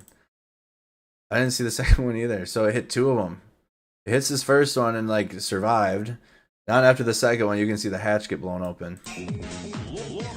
Oh yeah, that's done then. Yeah, if it wasn't, no, it's toast.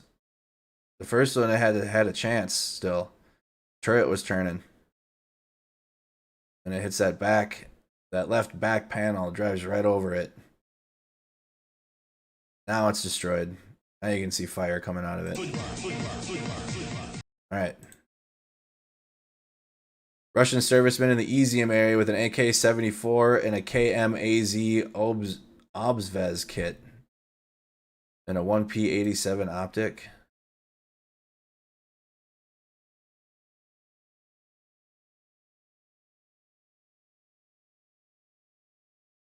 These photos for the gram. There must be photos for the gram.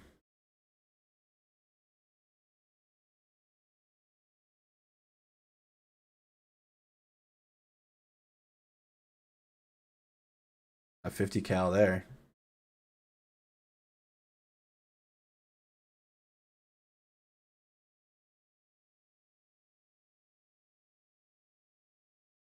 Rozgavirda Spetsnaz in Kharkiv Oblast with a Soviet flag. It's in the Kharkiv Oblast. Here's a Russian Cam AZ truck with improvised armor. I like how he's nice about it. Improvised armor. Oh, here's a compilation of some cope cages. Oh, he's got a nice whole timeline full of them. Cope armor. We can start here on April 22nd. Wow, look at that. Thing looks like a vehicle from Twisted Metal. Wow, did they really mount a howitzer on top of it? Damn.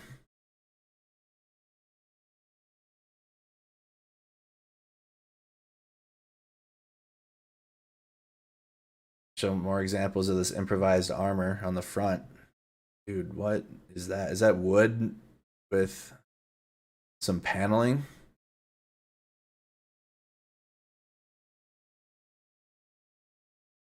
Here's a Tiger. This is their MRAP with improvised armor. It has the O marker on it. There's a game, I think it's, what's this game called now? Where you customize your vehicles. It's like an apocalyptic game. And you go and battle with them. Photos of the Russian Cam AZ truck with some improvised armor that came under fire.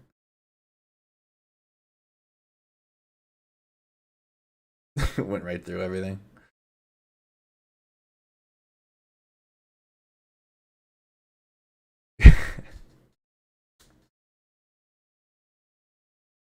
Oh. The welding work on that.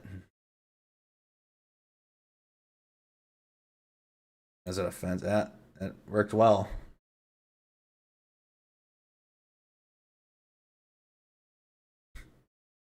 So there's some wood here. Oh, didn't work out for him. More improvised armor. Hard to tell what the improvised armor is in that picture. Oh, there it is in the front. Well, at least the improvised armor is still intact. That's the one sign, is that this can be taken off and thrown on another vehicle. That's the positives. The rest of the vehicle didn't fare well. But I mean, hey, at least you could take this piece off, reuse it. Oof. Those tree branches didn't assist very much. Door is destroyed. Oh. I don't think the paneling worked out either. Paneling's bent and it's destroyed.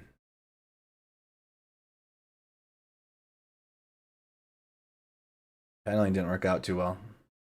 Here's the newest one that we saw, the Cam AZ truck with improvised armor. Is it a vent? You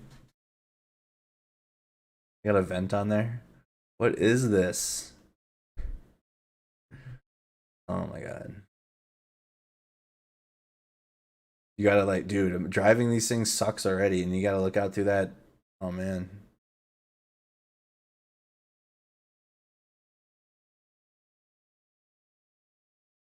Cope armor on the trucks.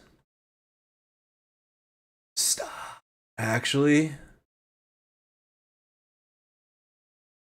they're engine hatches from MTLBs. That's what's on there. That's what the X is from. So they take this panel off of their destroyed, likely, MTLBs. And then there's they're like, oh my god, dude. And they cut them in half. That's amazing. Yeah, the panel on that thing will do. And these things are getting destroyed too. Coming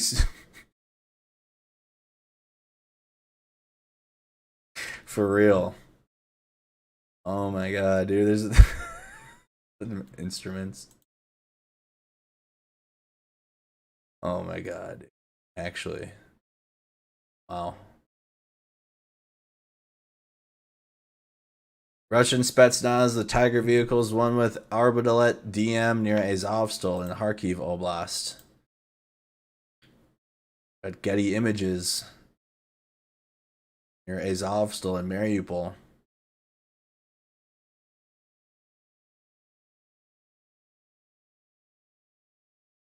Captured BMP-3 in service with Ukraine.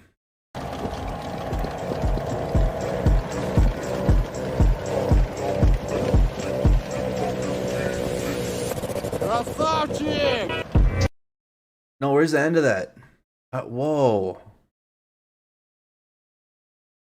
Did that really happen? That's got it.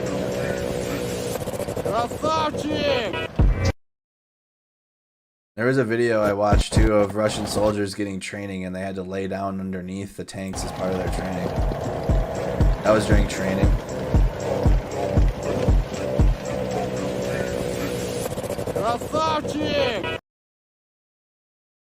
Interesting. The damaged Russian T-72 B3 tank.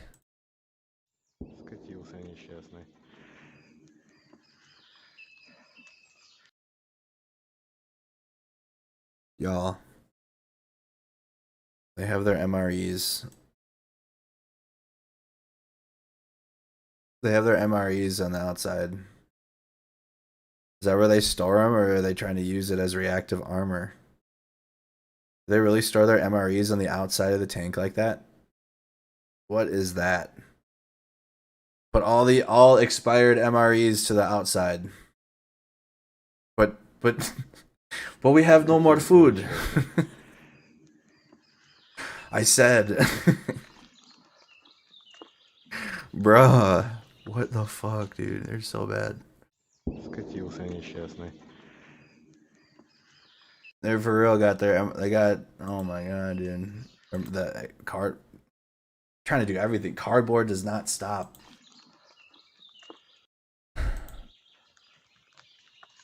Yo. Imagine getting conscripted into the Russian army, dude. It's like a death sentence. Video of soldiers from Ukraine's 30th Mechanized Brigade striking a Russian tank with a Javelin ATGM. We got a new trending audio, it sounds like.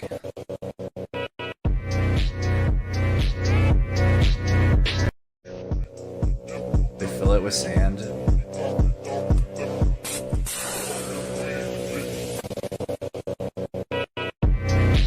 Oh, there you go. You can see the strike right down here. Ukrainian T-72 OBR 1989 tank pulling a captured Russian T-80 BV tank. So you got a Ukrainian T-72 pulling a Russian T-80.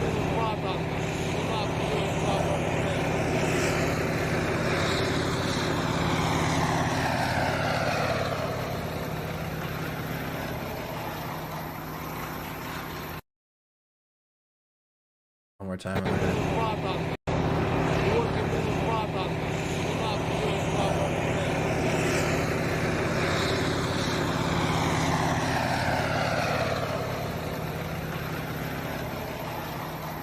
So there's the T-80, and again in the front is the Ukraine's T-72. They got the flag.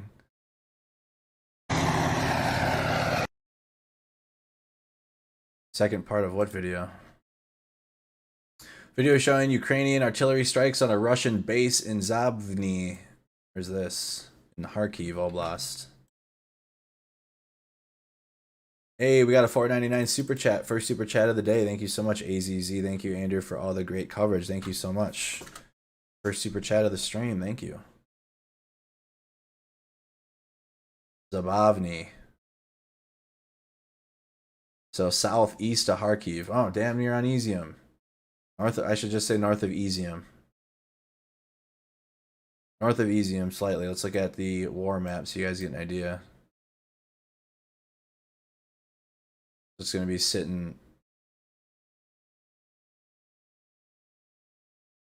north of that too. So here it is on our war map. If you guys want to look at where I'm circling, and here's Izium. Zabvny is here.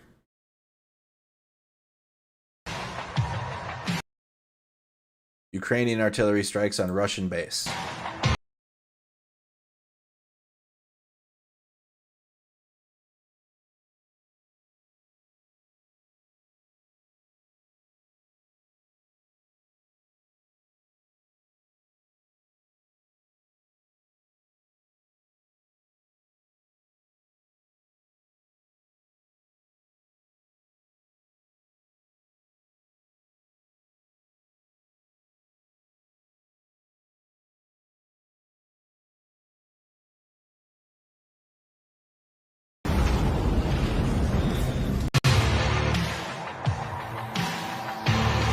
This is a crucial, I mean, this is like a fob here that they just hit.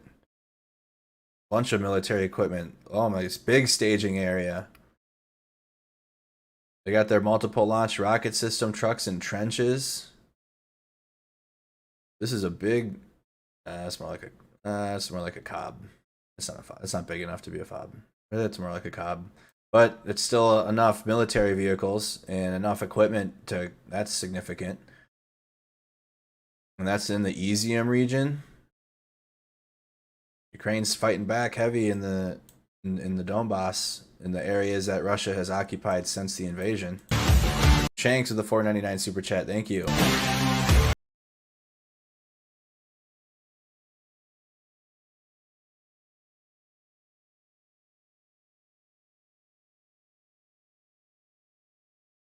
Logistics heavy. Let's go here. Second part of the video.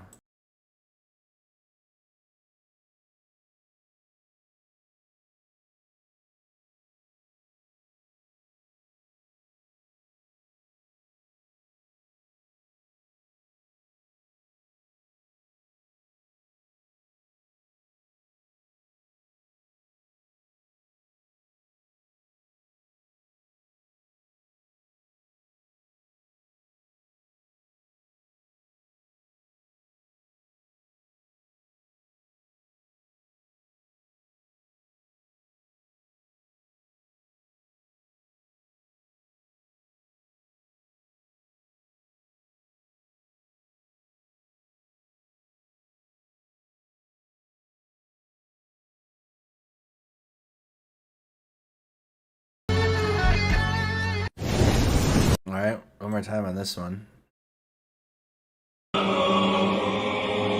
Again, this is a base north of Izium on our map in Zabvny. Is it geo confirmed? Not seeing. Not seeing a geo confirmation then. Pretty sure that this occurred yesterday because it was picked up by an afternoon satellite pass. Interesting. I wonder how we get. Is there a source for live satellite image updates?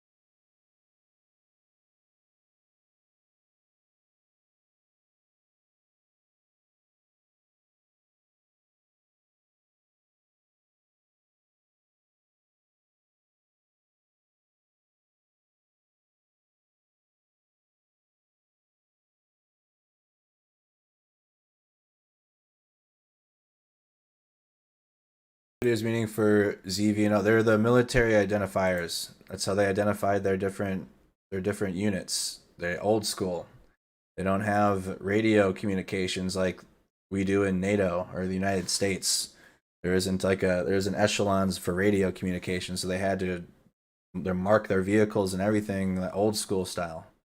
And then they took the Z and propagandized it because it was the most seen one out there early in the war. A captured Russian Orlan 10 UAV.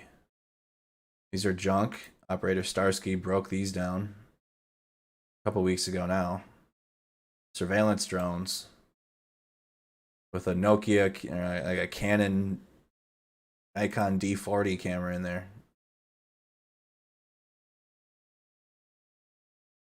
Aftermath of a Ukrainian strike on a Russian position in Vasily in a Kharkiv Oblast, presumably ammunition storage. Ukraine's definitely fighting back in the North Donbass. Regaining villages. They just regained 4 more villages today.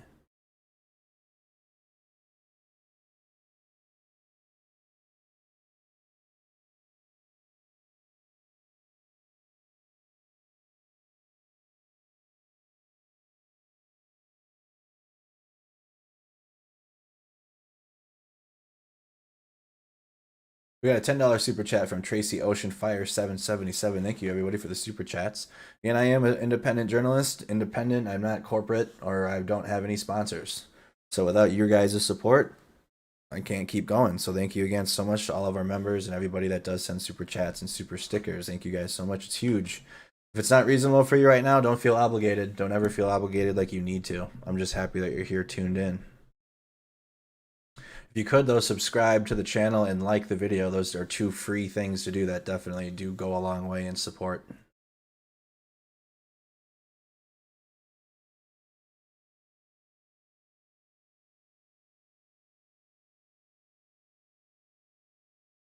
All right, ammunition storage. Ukrainian strike on a Russian position in Vasily. All right.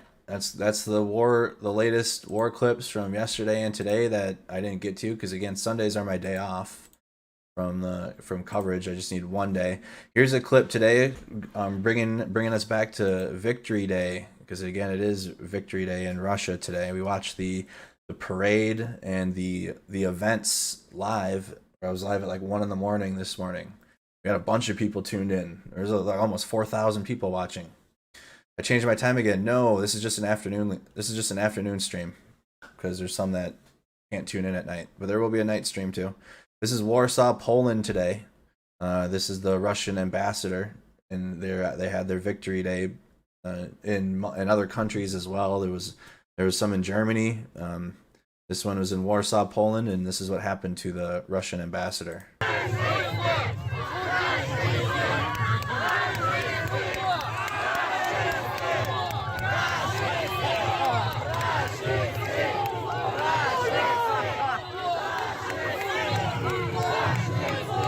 Marie 499 super chat. Thank you so much.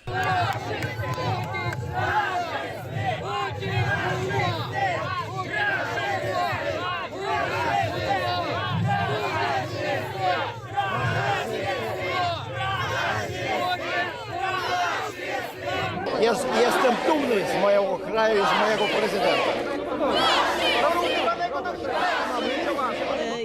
Ja myślę, że nie musieli oni przyjeżdżać dzisiaj i położyć kwiaty do tego pamiętnika, bo to po prostu agresja Ukrainy. Oni nie mogą to robić.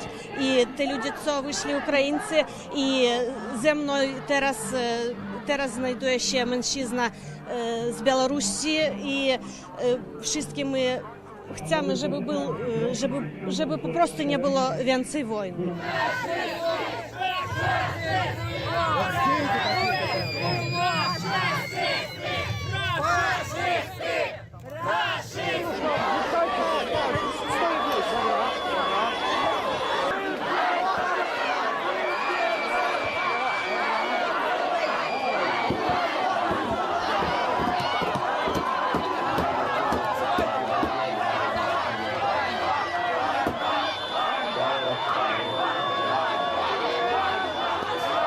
Damn, yeah, she's getting some hits on him. Hold on. Dang, she got some hits in at the end. You gave the ambassador the old two-piece right here, or one of his bodyguards. I think it came in. They're getting hits. Stood there. This is the Russian ambassador in Poland today during their victory day.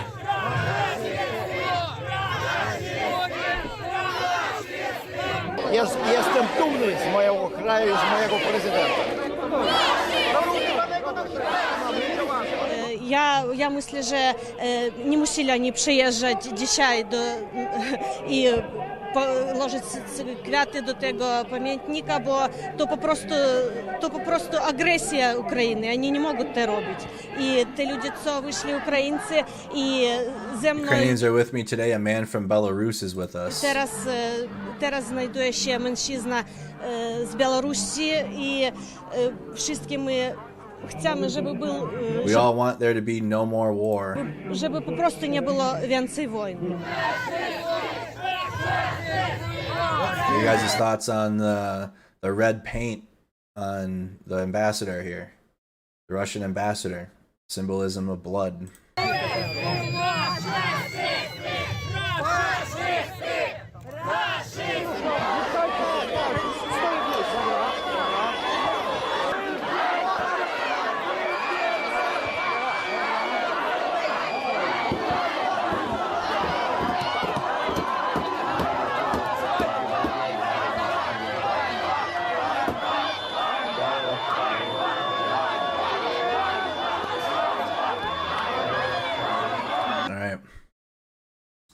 So that's Russian ambassador doused in red paint.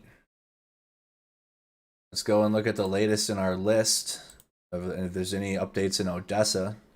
Sorry, oh, here we go. Pictures are coming out right now, 3 minutes ago. Sorry that I have not been very active the last few days. Everyone work has been really getting to me, and I've just thought a lot of this. So that's the OSINT defender. Here's picture. New round of Russian strikes in Odessa tonight. Oh, here we go. Here's video. Aftermath of Russian strikes in Odessa a couple hours ago. 5 buildings were destroyed and 2 people were injured. So this is taking us back now. We started this live stream, what was it, an hour and 53 minutes ago? Right at the beginning, we got reports of missile strikes in Odessa. So we're going to be going back into that and checking the latest on that as it's developing. We just went through all the latest combat clips and happenings around the country. Now let's dial into Odessa. I'm going to refresh. But look at it, there's even more red blips next to it from when we started this live stream. We got 42 minutes ago, massive destruction in Odessa after missile strikes earlier today. We're going back into Odessa right now. Videos coming out. Consequences of today's shelling in Odessa.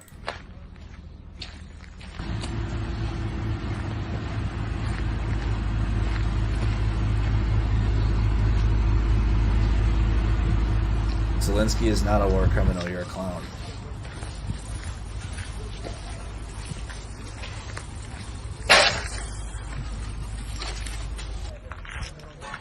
So this happened in Odessa as this live stream's been going.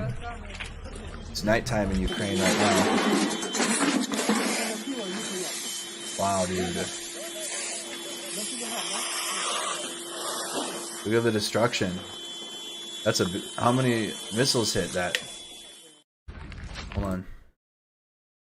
Does it show how many missiles? This had to be from a very heavy bomber. Look at, like, that's what I'm saying. What was used here? One of their Fab 500s?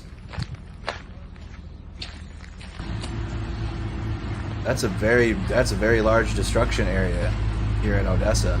This just happened, y'all. Or I shouldn't say just happened, but within the last couple hours. This is aftermath. So this isn't recap. This is developing as I speak now. This is in the city of Odessa. There were strikes happening as I started the live stream.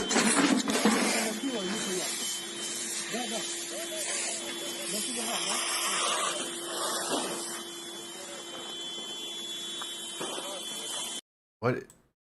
That's a very large destruction area here. Where's the crater? There's going to be more video coming out as the daytime comes back.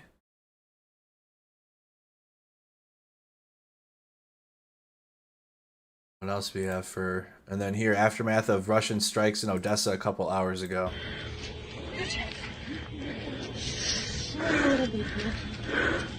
Боже, ужас.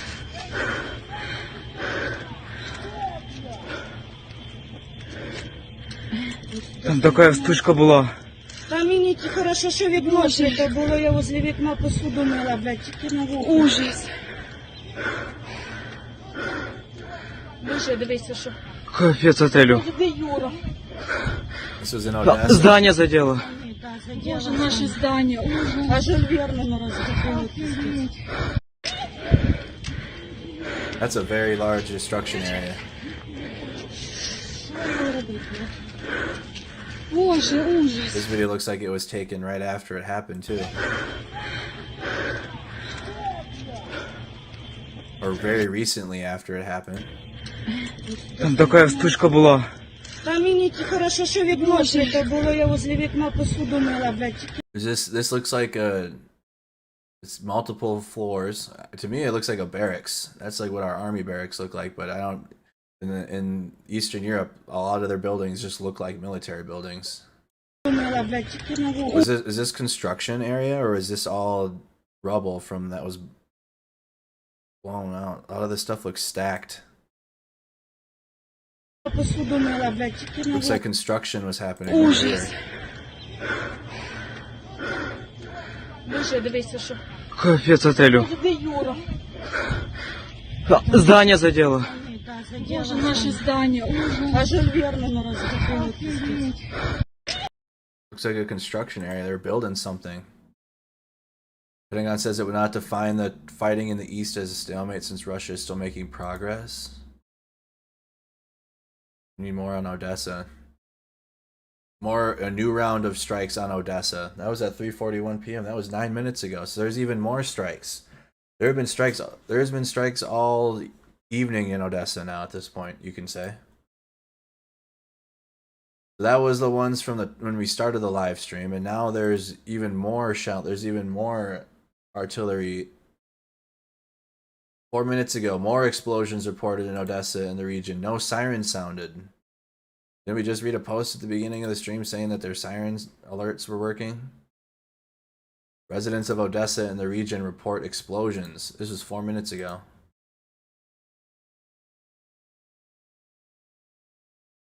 An hour ago, explosions reported. An hour ago, at least 7 missile strikes in Odessa. Reportedly, one of the city malls is on fire. Odessa is getting shelled tonight, for this evening, into the night.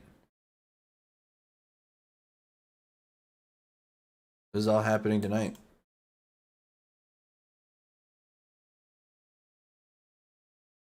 Send news. No, go back.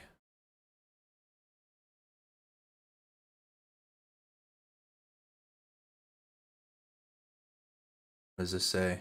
Does it just say send news? Doesn't even...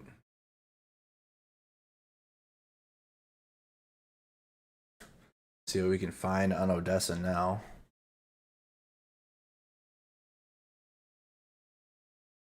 May 9th, 21 hours ago, 11 hours ago, aftermath. Footage. This was just posted 6 minutes ago. Footage of arrival in Odessa. Is that the cruise missiles, I'm guessing?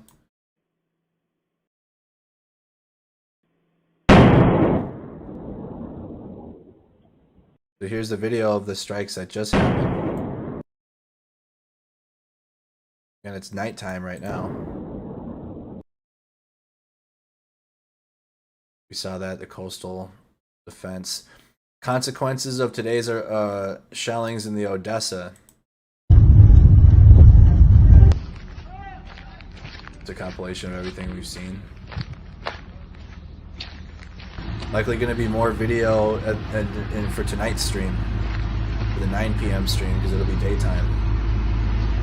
Hey guys from England.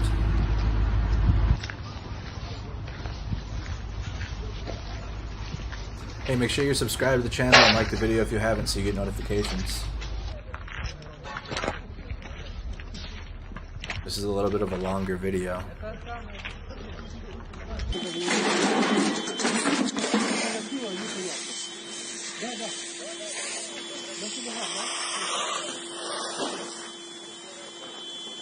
So we have views of the recent strike in Odessa, but again, there was another one here.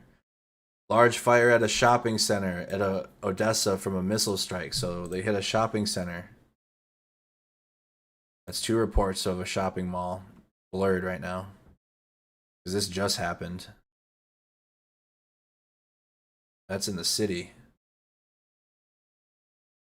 A fire in a shopping center in Odessa after a rocket attack. I don't know why they're not in our war. Да пизда. Все, съебываем тут газ. Да, пошли. Смотри, я охуею. Да пизда. Все, съебываем тут газ. Да, пошли. Смотри, я охуею. So we gotta keep an eye on that. That's the latest. That's it. The latest updates. Hour ago, strike here. 5 buildings were destroyed. The fire was extinguished. 2 people were injured and were hospitalized. So this happened at the top of the stream 2 hours ago. And then now, as recently or right now, a fire at a shopping center in Odessa was hit. Все, съебываем тут газ. Да, пошли. Смотри, я охуею. Multiple strikes tonight in the city of Odessa. Multiple. Of these 6 wounded in Russian missile strike at a mall in Odessa, firefighters continue to extinguish the fire.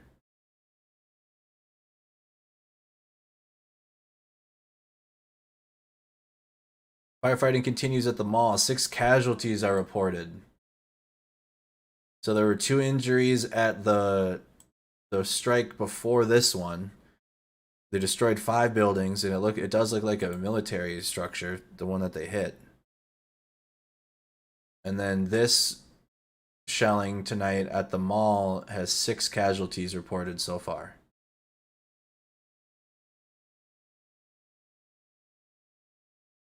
So there were 6 deaths in Odessa tonight.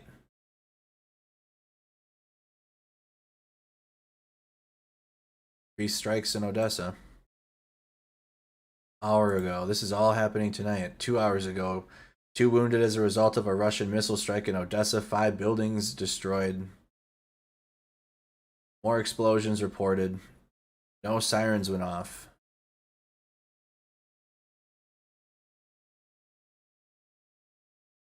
I have to keep an eye on Odessa for tonight.